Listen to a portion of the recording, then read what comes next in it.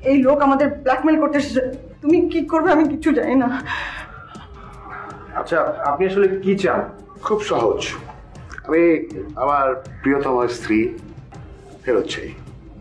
Sorry, আমি আসলে আপনার কথার আগামাতে কিছুই বুঝতে পারছি না। আমার মেয়ের এত কিছু বলার পর আপনি আমার কথা কিছুই বুঝতে পারছেন না, তাহলে কি? আচ্ছা, আমি একটু সহজ সরল ভাবে বলি, আমার বৈধ স্ত্রী তাবাসসুমকে আমি ফেরত দিতে এসেছি। এবার বুঝতে পারছেন?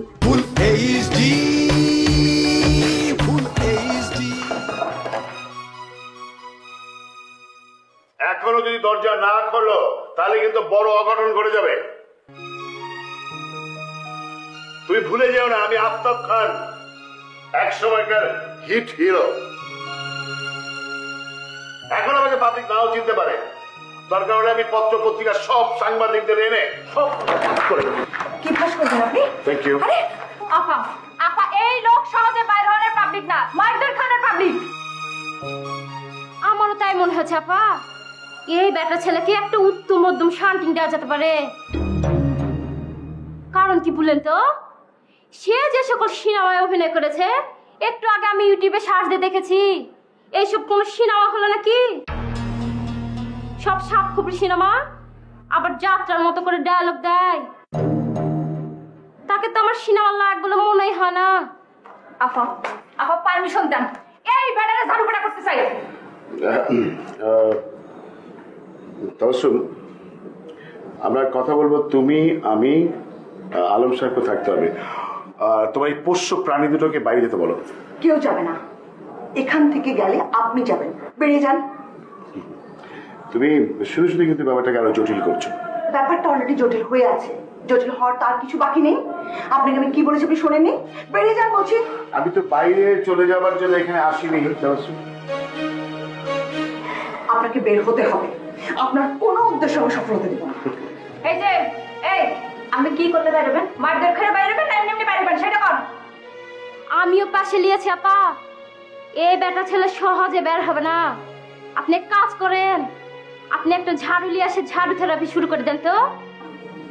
আলম সাহেব, এই মেয়েটাকে বাইরে যেতে বলেন। তাবাসসুম বোধ হয় বিষয়টার গুরুত্ব বুঝতে পারছে না, কিন্তু আপনি তো নিশ্চয়ই বুঝতে পারছেন, তাই না? বলেন। কেউ যাবে না, কেউ যাবে না।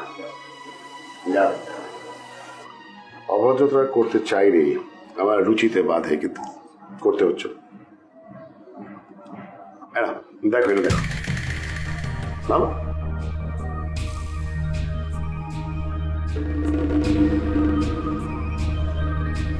দেখো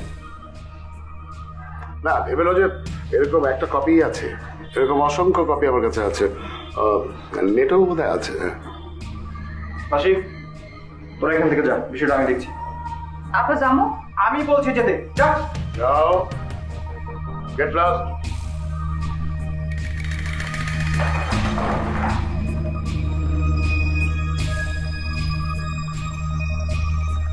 আলম সাহেব, আমি আপনার বিয়ের বৈধতা নিয়ে কিছু প্রশ্ন তুলতে চাই। মানে?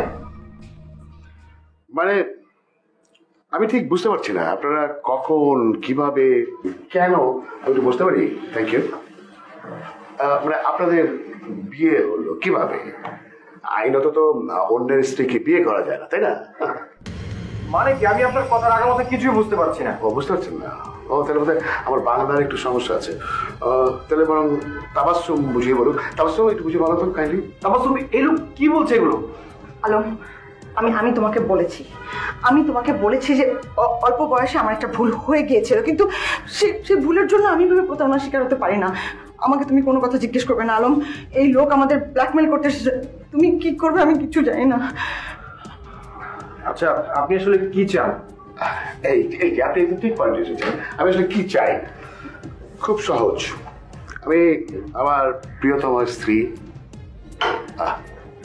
এতগুলো বছর চলে গেছে, তারপরে কত সুন্দর, ফেরত চাই।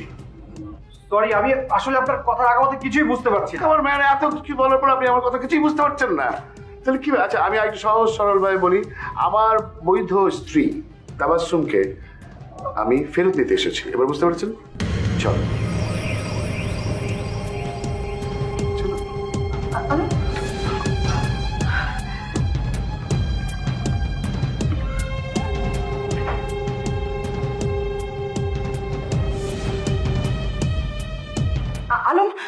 আলম, এই লোকটি আমাদেরকে ব্ল্যাকমেল করতে এসেছে আমার বোকামির জন্য উনি এই সুযোগটা পাচ্ছেন। জিজ্ঞেস করো, এই লোককে জিজ্ঞেস করো যে কি পেলে উনি এই বাড়ি থেকে বিদায় হবেন, প্লিজ। তোমার সাথে তার বিয়ে হয়েছিল, এটা তো সত্যি। আলম, যেটা হয়েছিল সেটা ভুল হয়েছিল আলম, বোকামি হয়েছিল। আমি অনেক ছোট ছিলাম, আমি অবুঝ ছিলাম আলম। অবুঝ ছিল। আমার কাছে আলম সাহেব, আমার কাছে কাগজপত্র আছে। সে তখন রীতিমতো